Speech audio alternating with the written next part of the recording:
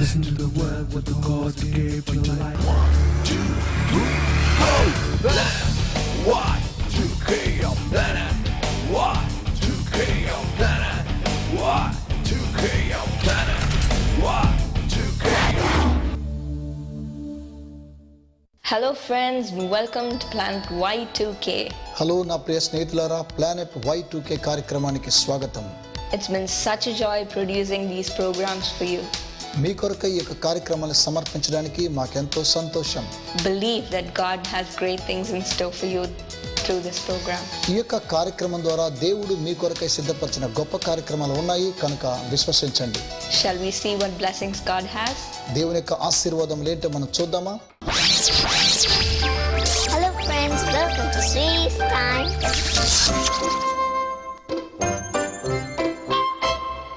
Hello friends, welcome to Sweetie's Time. Hello నా ప్రియ స్నేహితులారా, sweeties time కార్యక్రమానికి స్వాగతం.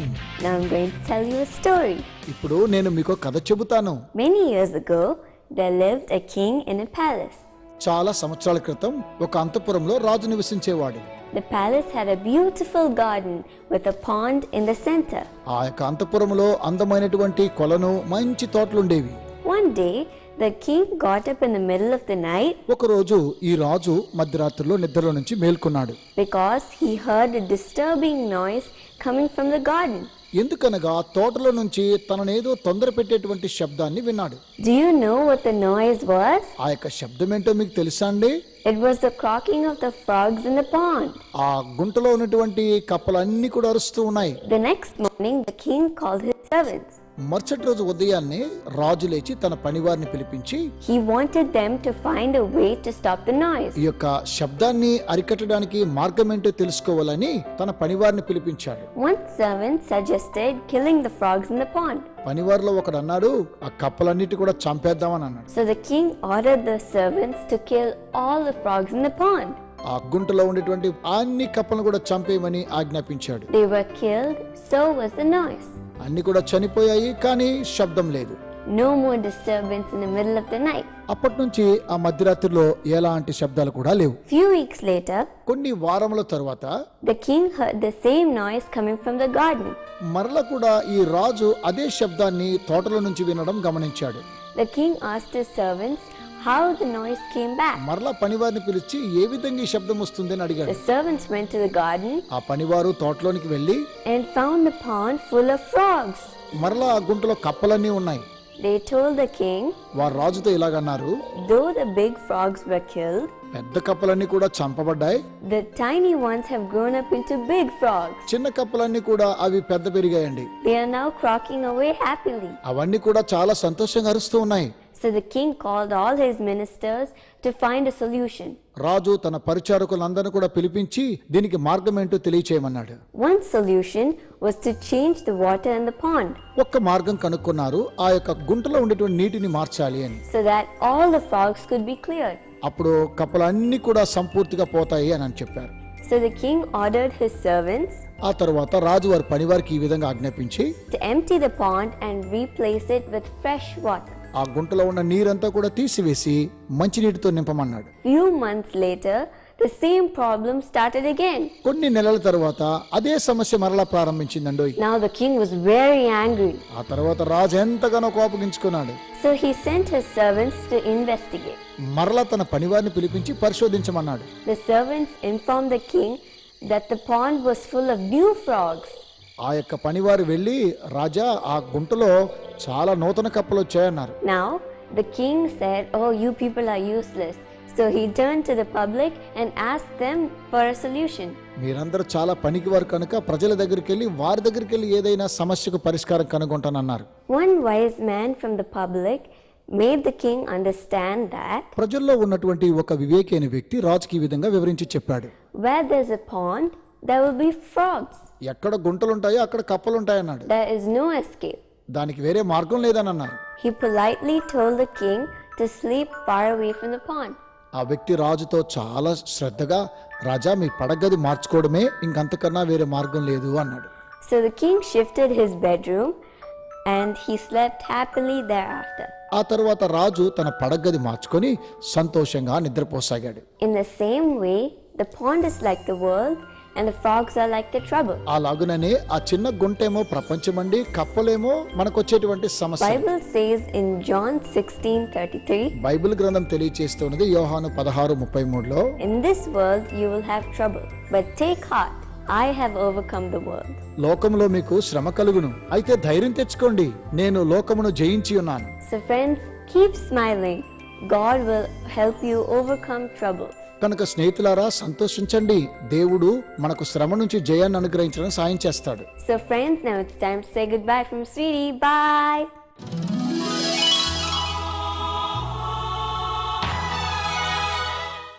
My friend, we are coming to Visakhapatnam to pray for you. నా ప్రియ స్నేహితులారా, మీకోసం ప్రార్థన చేయడం కోసమై విశాఖ నగరం On వచ్చేస్తున్నాం. the 8th and 9th of September, my wife and I will be there in the evening to pray in those meetings that God will do miracles for you. September నెల 8వ తేదీ అలాగే 9వ తేదీ దేవుడు మీకోసమై అద్భుతమైన కార్యాలు జరిగించాలని మీతో కలిసి ప్రార్థించుటకే విశాఖ మహానగరం వచ్చేస్తున్నాం. He will give you multiple blessings. ఆయన మీకు సమృద్ధి ఆశీర్వాదాలు ఇస్తారు. Your sorrow will be turned into joy. Come, and this is the golden time to be in the presence of the Almighty God there. రండి, సర్వశక్తిగల దేవుని యొక్క సన్నిధిలో ఉండి మనం ఆయన కోసం ప్రార్థన చేయడానికి ఇది సువర్ణ అవకాశం. I believe as we all gather together and pray, Jesus himself will walk amongst us, see your heart, hear your prayers and do miracles for you. నేను నమ్ముతున్నాను, మనమందరం కలిసి ప్రార్థన చేస్తున్నప్పుడు యేసుక్రీస్తు ప్రభువుల వారు స్వయంగా మన మధ్య సంచారం చేసి హృదయాలలోనికి చూచి ప్రార్థన ఆలకించి అద్భుతమైన కార్యాలు మన కోసమే జరిగిస్తారు. Please come with your family. మీ కుటుంబ సమేతముగా మీరు రండి. It's a golden opportunity to meet Jesus and receive his power. యేసును కలుసుకొని ఆయన శక్తిని స్వీకరించడానికి సువర్ణ అవకాశం ఇది. రండి విశాఖపట్నం ప్రార్థనా పండుగలకు. తేదీ సెప్టెంబర్ 8, 9, 2012. సమయం సాయంత్రం 5:30 గంటలకు. శనివారం మరియు ఆదివారం. స్థలం ఆంధ్ర యూనివర్సిటీ ఇంజనీరింగ్ కాలేజీ ప్రాంగణం విశాఖపట్నం. ఇతర వివరముల కొరకు సంప్రదించండి. యేసు పిలుచుచున్నాడు ప్రార్థనా గోపురం, number 2-30-13, MVP colony, sector 6, Visakhapatnam 530017. మా ఫోన్ నంబర్ 0891254144, 25464444, 254744. రండి, పాల్గొనండి, దేవుని అద్భుత కార్యములు చూడండి, ఆశీర్వాదములు పొందండి.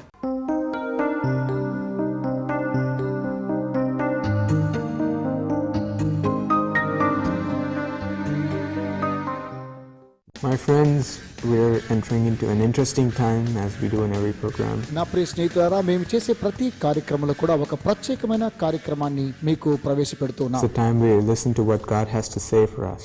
ఈ రోజు దేవుడు మనకు ఏం చేయదలుచుకున్నాడో ఆ కార్యక్రమాన్ని మనం చూద్దాం. And even this week we're going to look at a word specifically. ఈ వారంలో కూడా ఒక ప్రత్యేకమైనటువంటి వాక్యాన్ని మనం చూడబోతున్నాం. We are going to talk about the word covenant. ఈ రోజు మనం మాట్లాడేటువంటి మాటలు నిబంధన. Many of you might say different things about the word covenant. చాలా మంది వివిధ రీతిగా నిబంధనల గురించి తెలియచేస్తూ ఉంటారు. You might say it's a vow between two people. చాలా మంది అంటారండి, ఇద్దరి మధ్య చేసుకునేటువంటి ఒడంబడిక ఇది అని, A promise between two people. ఇద్దరి మధ్య చేసుకునేటువంటి వాగ్దానం ఇది అని. And in these days we see promises being made in a form of letters or it's done in writing. ఈ దినాల్లో మనం చూస్తూ ఉన్నాము, ఈ నిబంధన అనగా ఒడంబడిక అనేది వారు వ్రాతల ద్వారా ఒడంబడికను సిద్ధం చేసుకునడం మనం చూస్తూ ఉన్నాం. But the way the covenant was made in the olden days was, అయితే పురాతన కాలంలో ఈ నిబంధన ఏ విధంగా చేసుకొనొచ్చు ఉన్నారో ఒక్కసారి మనం చూద్దాం. if two people were entering into a covenant, they would immediately exchange something or give something to the other person to say that it's a covenant between both of them. ఇద్దరు వ్యక్తులు వస్తు మార్పిడి ద్వారా ఈ యొక్క నిబంధనను కొనసాగించుకొనొచ్చు ఉన్నారు. And being in a covenant meant that both of them, two parties that were involved, they were meant to be one. ఈ ఇద్దరు వ్యక్తులు చేసుకునేటువంటి ఒడంబడిక వారు ఇద్దరు కాక ఒకరుగా ఉంటున్నారు. We see this example in marriages these days. The pastor says, now you're not husband and wife, you're not two different people, you're now one. నేటి దినాల్లో పాస్టర్లు గారు మనకి ఈ విధంగా తెలియచేస్తూ ఉన్నారు, వివాహమయ్యేటువంటి ఇద్దరిని చూసి మీరు ఇక ఇద్దరు కాక ఏకమై ఉన్నారు అని. Which means the husband has to share in the wife's agony, the wife's joy, and the wife the same with the husband. భర్త భార్య యొక్క వేదన సంతోషాన్ని పంచుకోవడం, అలాగే భార్య కూడా జరిగించడం. So entering into a covenant means to be one. వారు ఈ విధంగా నిబంధనలోనికి ప్రవేశించి ఏకమవుతూ ఉన్నారు. Let's see what the Lord Jesus did in the Bible. Bible గ్రంథములో మన ప్రభువైన యేసుక్రీస్తు వారు ఏ విధంగా చేశారో ఒక్కసారి చూద్దాం. What the Bible speaks about this covenant. ఈ నిబంధనల గురించి బైబిల్ గ్రంథం ఏం తెలియచేస్తున్నదో చూద్దాం. In Matthew chapter 26 we see that the Lord Jesus washing the feet of the disciples in a home. మత్తయి సువార్త 26వ అధ్యాయములో మన ప్రభువైన యేసుక్రీస్తు వారు శిష్యుల పాదాలు కడిగినట్లుగా మనం చూస్తూ ఉన్నాం. Jesus took the bread and he blessed it and he gave it to the disciples and he asked them to share in his body. యేసుక్రీస్తు వారు ఒక రొట్టె తీసుకొని దానిని విరిచి ఇది నా శరీరం అని చెప్పి మీరు తీసుకొని తినుడి అని తెలియచేశాడు. And in verse 28 we read, 28వ వచనాన్ని మనం చూసినట్లయితే Jesus says, "This is my blood of the covenant which is poured out for many for the forgiveness of sins." ఇది నా రక్తము అనగా పాప క్షమాపణ నిమిత్తము అనేకుల కొరకు చిందింపబడుచున్న నిబంధన రక్తము. He took the wine and he blessed it and he gave it to them and then he said these words. ఆయన ద్రాక్షరసం తీసుకుని దానిని ఆశీర్వదించి వారికిచ్చి ఈ కార్యక్రమాన్ని తెలియచేశాడు. Some of them did not understand what he was talking about then. చాలా మందికి యేసయ్య మాట్లాడిన ఈ మాటలు అర్థం కావడం లేదు. Jesus was talking about the sacrifice he was going to make on the cross for them. యేసుక్రీస్తు వారు వారి నిమిత్తమై అనగా మన నిమిత్తమై కల్వరి శిలువలో చేసేటువంటి త్యాగాన్ని గురించి ఇలాగున చేశాడు. He was talking about when he would give his body to be broken on the cross and the blood which he was about to shed for them. ఆయన మన నిమిత్తమై తన శరీరాన్ని శిలువలోను అలాగే తన రక్తాన్ని కార్చడాన్ని సాదృశ్యంగా చూపించినట్లుగా మనం చూస్తున్నాం. And he made a covenant with them at that time so that they could partake in his suffering also on the cross. వారితో కూడా ఈ విధంగా నిబంధన చేసుకుని వారు కూడా శిలువలో తమతో కూడా శ్రమ అనుభవించినట్లుగా చేశాడు. He gave the bread and the wine as a symbol of their covenant. ఆయన శరీరాన్ని రక్తాన్ని ఒక నిబంధనగా చూపించాడు. So that they also could share in the suffering with Jesus even without going through it. వారు ఆ వైపుగా వెళ్ళనప్పటికీ కూడా తద్వారా యేసయ్య శ్రమల్లోనికి వారు కూడా పాలు పంపులు పొందుచున్నారు. And so my friends, through the suffering that he went through, Jesus gave great freedom and great relief and release from the cross.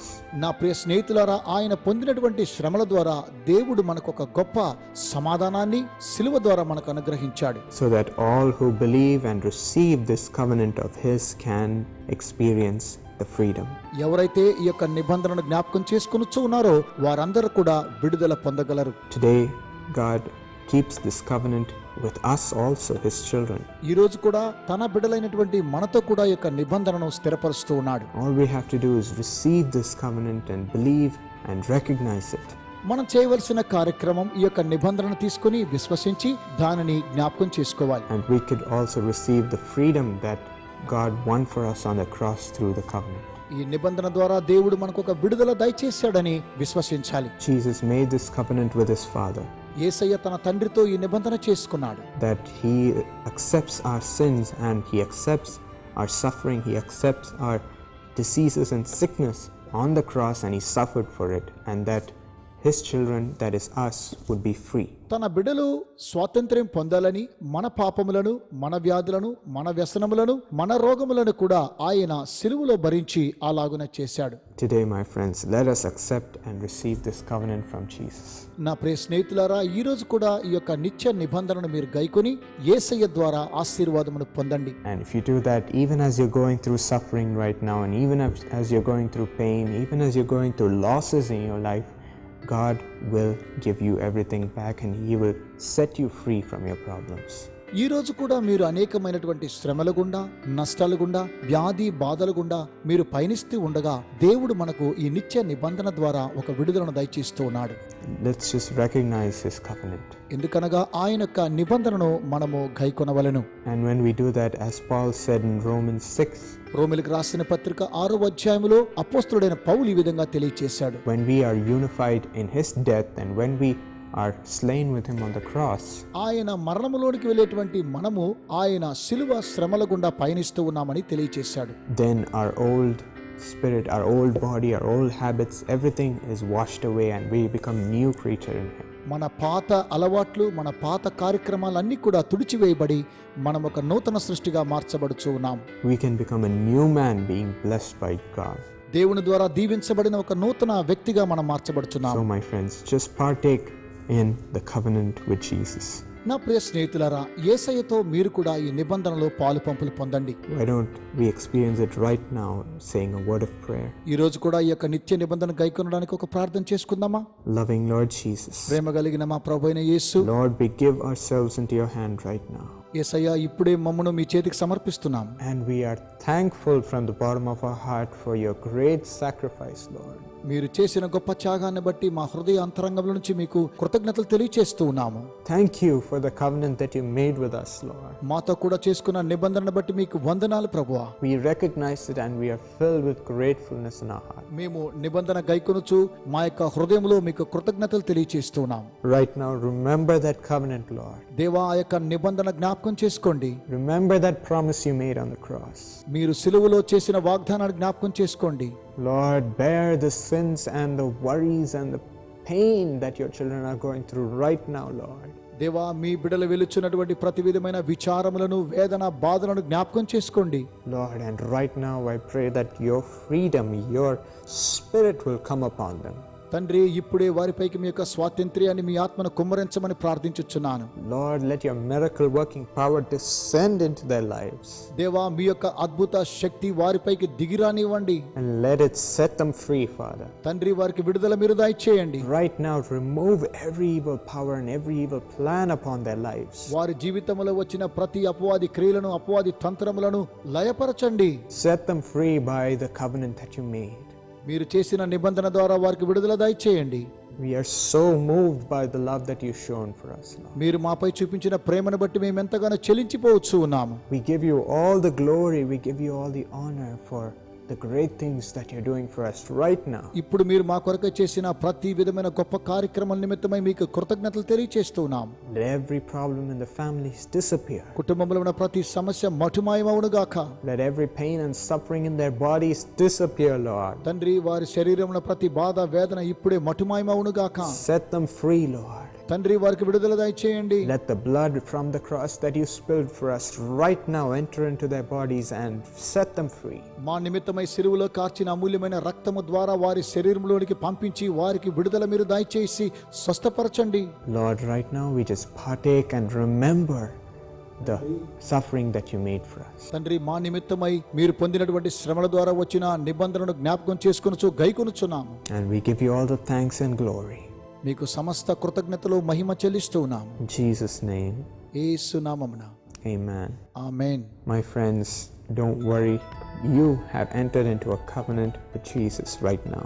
నా ప్రియ స్నేహితులారా, భయపడకండి. మీరు యేసయ్య నిబంధనలోనికి ప్రవేశించారు. And there is nothing in this world or nothing of evil that can touch you or harm you. ఈ లోకములో ఉన్న ఏ అపవాది క్రియలు కూడా మీకు హాని చేయలేవు. Jesus has covered you with his blood and he will keep you safe.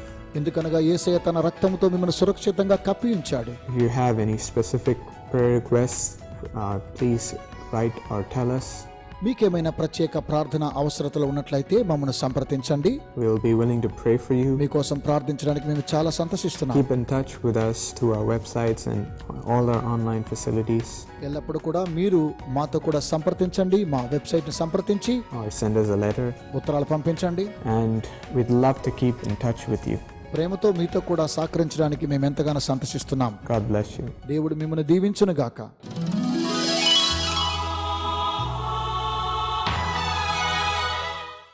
Mahabub Nagar ప్రేక్షకులకు శుభవార్త. యేసు పిలుచున్నాడు సారథ్యంలో స్వస్థత మరియు ఆశీర్వాద కూటం. జరుగు తేదీ ప్రతి నెల మొదటి శనివారం. సమయం సాయంత్రం 5:30 గంటలకు. స్థలం municipal auditorium, station road, Mahbubnagar. వివరములకు సంప్రదించండి బ్రదర్ పృథ్వీరాజ్. Phone number 9985047177. అభిషేకించబడిన దైవజనులు మీకోసం సందేశాన్ని అందించి ప్రత్యేకంగా ప్రార్థించెదరు. రండి, దేవుని ఆశీర్వాదములు పొందండి.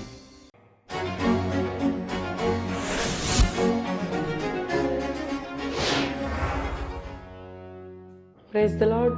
మా పేరు గ్రేస్.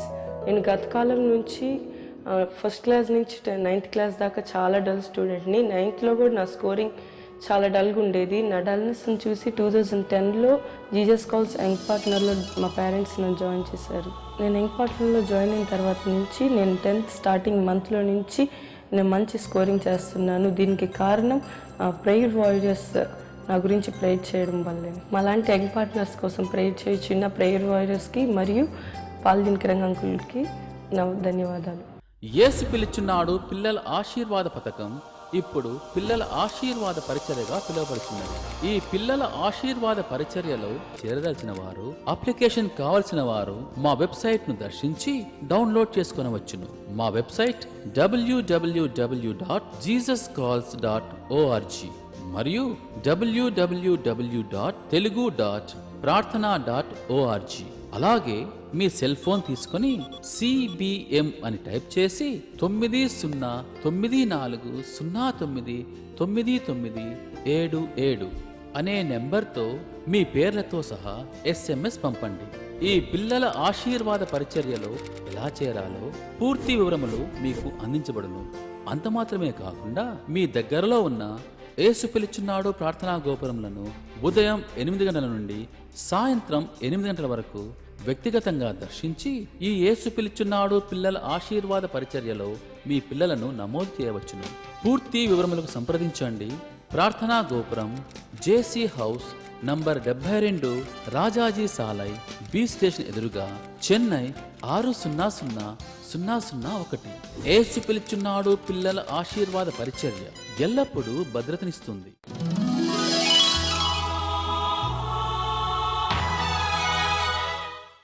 ప్రేక్షకులకు శుభవార్త. యేసు పిలుచున్నాడు స్వస్థత మరియు ఆశీర్వాద కూటం జరుగు తేదీ ప్రతి నెల మొదటి ఆదివారం సాయంత్రం 6 గంటలకు. స్థలం హోటల్ స్వాగత్, భాగ్యనగర్ కాలనీ, కూకట్పల్లి, హైదరాబాద్. మీరు సంప్రదించవలసిన మా ఫోన్ నంబర్లు 9849064620 మరియు 9490394644. అభిషేకించబడిన దైవజనులు మీకోసం సందేశాన్ని అందించి ప్రత్యేకంగా ప్రార్థించగలరు. రండి, దేవుని ఆశీర్వాదములు పొందండి.